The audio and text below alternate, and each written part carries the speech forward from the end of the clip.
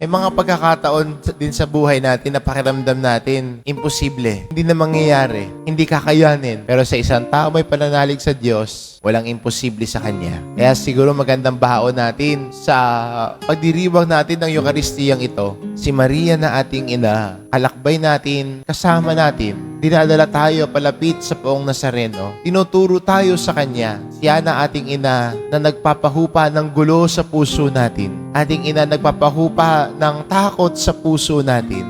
Ating inang kalakbay natin at modelo natin. Maganda ring paalala mula sa Ebanghelyo na sa tao may buo ang pananalig sa Diyos, walang imposible sa Kanya.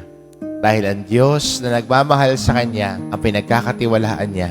Ang Diyos na nag-alay ng sariling buhay niya para sa atin ay siyang ating pinagkakatiwalaan. Siya ating pinag-aalayan. At kung tayo ay lubos na kakapit sa Kanya, walang imposible sa nananalig sa Kanya. Amen.